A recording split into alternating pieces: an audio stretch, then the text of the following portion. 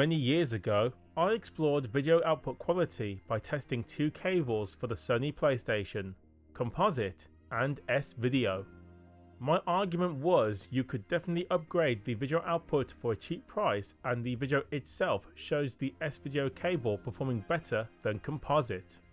But here in the UK and Europe, S-Video was not widely adopted. That honour belongs to the SCART cable. A proper RGB SCART cable is much easier to find, and RGB apparently has even better video output quality. To find out, I used the OSSC and the Retroscaler 2X, with both using the 2X mode for a 576p output. Yes, the games in question are the PAL versions. Sorry to the NTSC viewers watching this episode. For the games with interlaced video, I used Passthrough for a native 576i output. Let's see which cable is better for PlayStation video output. We begin with Resident Evil 2. This game uses 3D character and item models which are placed on a backdrop which is pre-rendered. I feel both cables do a great job and look the part. However, flipping between the two, the RGB cable is certainly sharper with a less smeary look, and the colours look better as well. Although the Retroscaler 2X does tend to have a slight green tint to its picture quality. On a CRT display, both would be a huge jump over Composite, and I still love the S-Video results. RGB is better, but don't sleep on S-Video.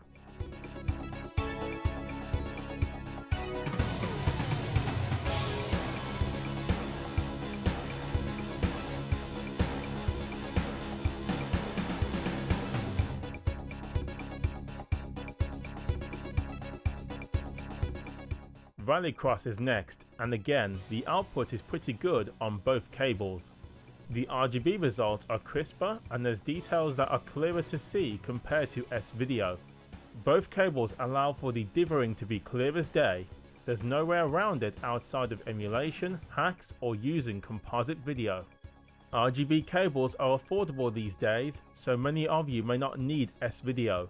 But again, it is cheaper and will scale well enough with decent upscalers.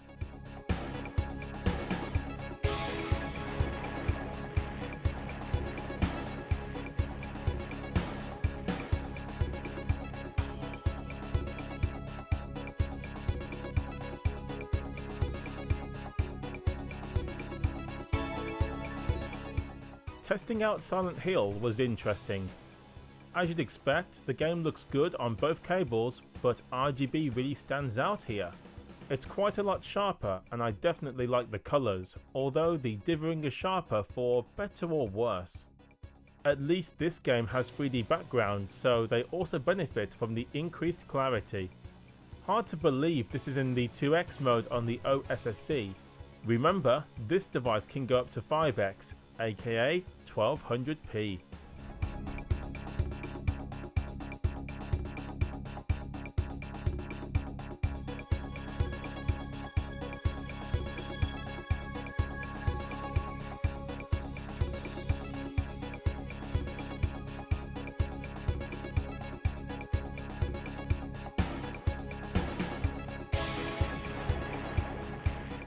Let's change gears with Tekken 3. Using the PlayStation's high-res mode of 576i for this PAL game, the two cables look very similar. At first, it can be hard to tell the two apart. Eventually, we see that RGB is slightly sharper and slightly more colourful, but unlike the other tested games, this is rather minor in comparison. I wonder why this is the case. Does the resolution neutralise the RGB cable, or is it game dependent? You folks let me know.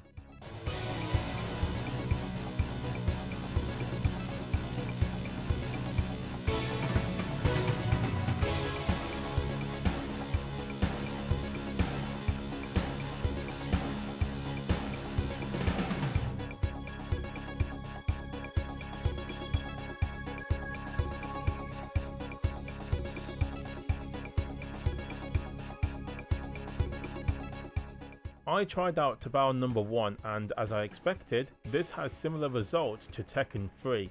This game also uses the high-res mode of the Sony PlayStation and looks pretty good, if a bit plain. The RGB is sharper, but not by a huge margin. It makes me wonder if there's a catch when games use different output resolutions. I did capture more games with the two cables, so I will let you watch via a montage along with the sound because why not? Might as well put it there. I will see you at the end.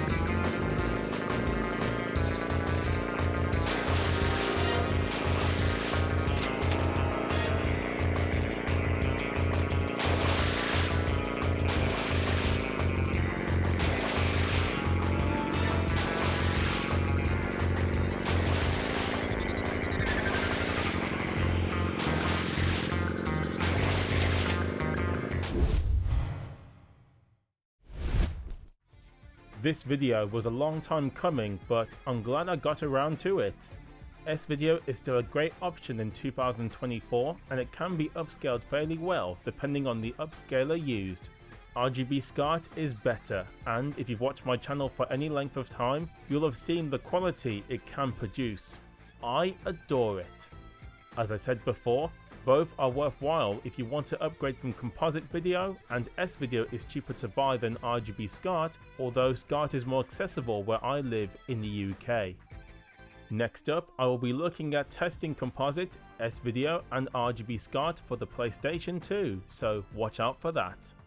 You folks let me know, what did you think of the results shown in this video? Tell me in the comments, and I will see you soon.